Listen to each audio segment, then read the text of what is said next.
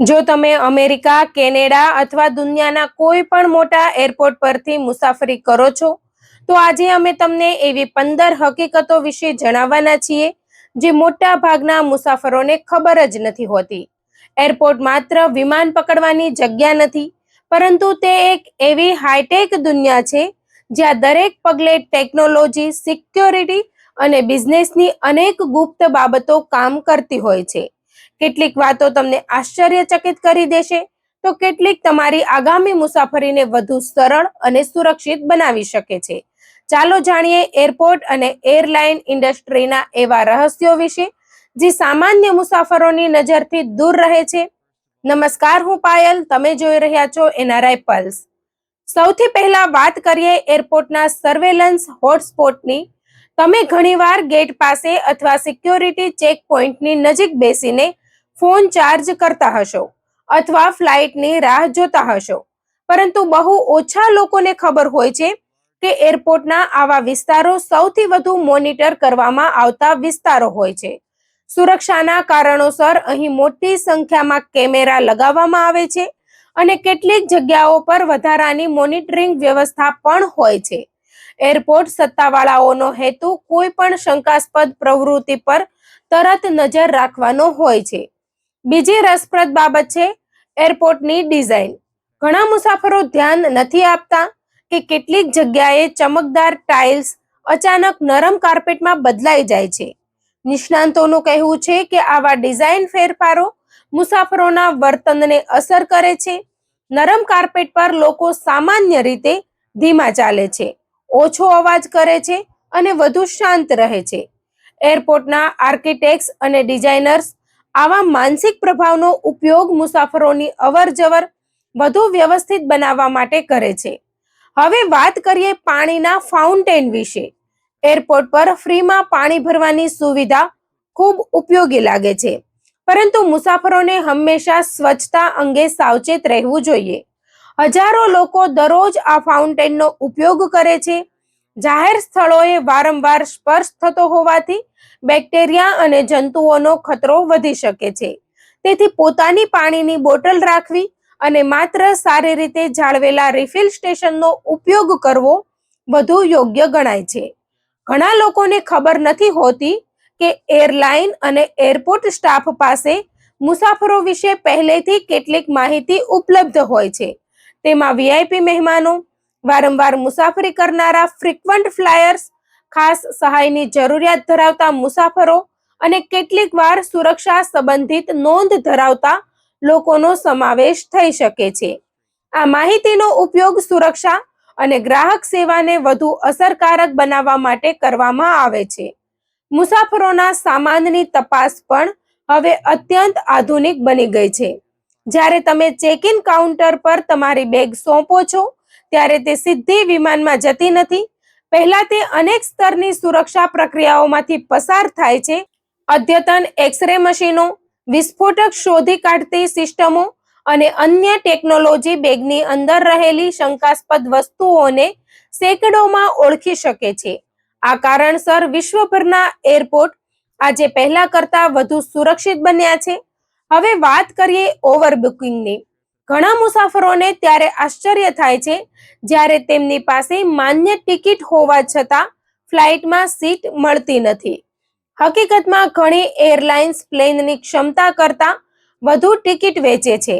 તેમનું માનવું હોય છે કે કેટલાક મુસાફરો છેલ્લી ઘડીએ મુસાફરી રદ કરશે અથવા ફ્લાઇટ માટે હાજર નહીં રહે. પરંતુ જ્યારે બધા જ મુસાફરો સમયસર આવી જાય, ત્યારે કેટલીક વાર સીટની અછત સર્જાય છે. આવી સ્થિતિમાં એરલાઇન્સ સ્વૈચ્છિક રીતે સીટ છોડનાર મુસાફરોને વળતર અથવા અન્ય ફ્લાઇટની સુવિધા આપે છે. એરલાઇન સ્ટાફ વચ્ચેના સિક્રેટ કોડ્સ પણ ખૂબ રસપ્રદ છે. ફ્લાઇટ દરમિયાન કોઈ તબીબી ઇમરજન્સી, સુરક્ષા સમસ્યા અથવા અન્ય ગંભીર પરિસ્થિતિ સર્જાય, ત્યારે ક્રૂ મેમ્બર્સ સામાન્ય મુસાફરોને ગભરાટ ન થાય તે માટે ખાસ કોડ શબ્દોનો ઉપયોગ કરે છે. દરેક એરલાઇનના પોતાના કોડ હોય છે અને તેનો ઉપયોગ આંતરિક સંચારને ઝડપી અને અસરકારક બનાવવા માટે થાય છે. જો તમે વિદેશ પ્રવાસ દરમિયાન એરપોર્ટના એટીએમનો ઉપયોગ કરો છો, તો સાવધાન રહેવાની જરૂર છે. ઘણા એરપોર્ટ એટીએમ અને કરન્સી એક્સચેન્જ કાઉન્ટરોમાં સામાન્ય બજાર કરતાં વધુ ચાર્જ વસૂલવામાં આવે છે. ક્યારેક ખરાબ એક્સચેન્જ રેટ અને વધારાની ફી મળીને મુસાફરોને નોંધપાત્ર નુકસાન પહોંચાડી શકે છે. નિષ્ણાંતો મુસાફરી પહેલા બેન્કિંગ વ્યવસ્થા ગોઠવવાની સલાહ આપે છે. પ્લેનની અંદર સ્વચ્છતા અંગે પણ એક મહત્વની વાત છે. સીટ બેલ્ટ, આર્મરેસ્ટ અને ખાસ કરીને ટ્રે ટેબલ એવા ભાગો છે જેને દરેક ફ્લાઇટમાં અનેક મુસાફરો સ્પર્શ કરે છે. સમયની મર્યાદાના કારણે ફ્લાઇટ વચ્ચે ઘણીવાર ઝડપી સફાઈ કરવામાં આવે છે. તેથી ઘણા અનુભવી મુસાફરો સેનિટાઇઝિંગ વાઇપ્સ સાથે રાખે છે અને બેઠા પહેલા ટ્રે ટેબલ તથા આસપાસની સપાટી સાફ કરે છે. એરપોર્ટની અંદરની દુકાનોમાં વસ્તુઓ મોંઘી કેમ હોય છે? તે પણ એક સામાન્ય પ્રશ્ન છે. પાણીની બોટલ હોય, સેન્ડવિચ હોય કે કોઈ નાની ભેટ વસ્તુ હોય, ઘણીવાર તેના ભાવ બજારના ભાવ કરતાં નોંધપાત્ર રીતે વધારે હોય છે. તેનું મુખ્ય કારણ એરપોર્ટનું ઊંચું ભાડું, સુરક્ષા ખર્ચ અને ઓપરેશનલ ખર્ચ છે, જેનો બોજ અંતે ગ્રાહકો પર આવે છે. એક બીજી રસપ્રદ બાબત છે બિનવારસી સામાનની હરાજી. જો કોઈ મુસાફર લાંબા સમય સુધી પોતાનો સામાન ક્લેમ ન કરે અને તમામ કાયદાકીય પ્રક્રિયા પૂર્ણ થઈ જાય તો કેટલીક જગ્યાએ તે સામાન હરાજી દ્વારા વેચવામાં આવે છે.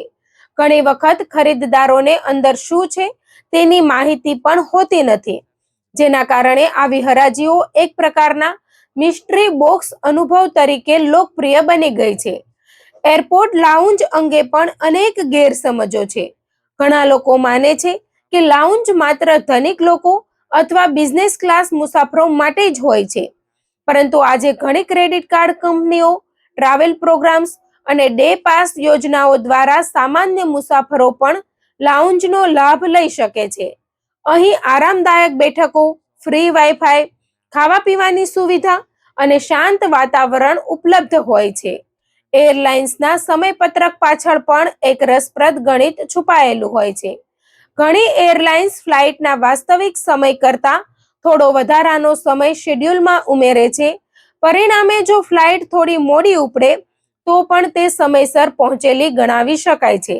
આ પદ્ધતિને પેડેડ ફ્લાઇટ ટાઈમ્સ તરીકે ઓળખવામાં આવે છે અને તે એરલાઇન્સના સમયપાલનના આંકડાઓને અસર કરે છે. લાંબી આંતરરાષ્ટ્રીય ફ્લાઇટ્સ દરમિયાન પાયલોટ્સને આરામ કરવાની પણ વ્યવસ્થા હોય છે.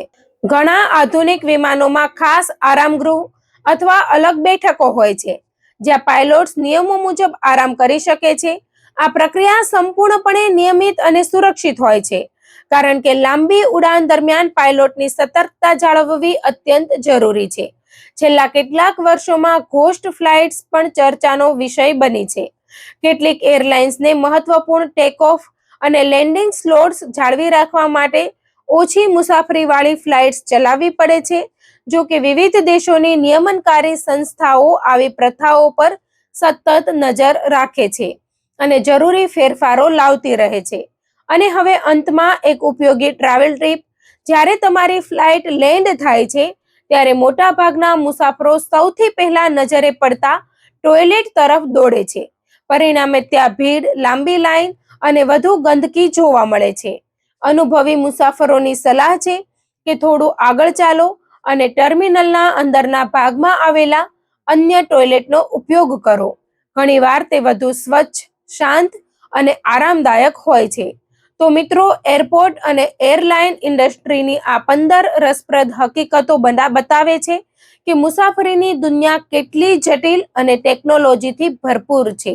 આગામી વખત જ્યારે તમે એરપોર્ટ પર જશો ત્યારે આસપાસની ઘણી બાબતોને તમે એક નવા દ્રષ્ટિકોણથી જોઈ શકશો.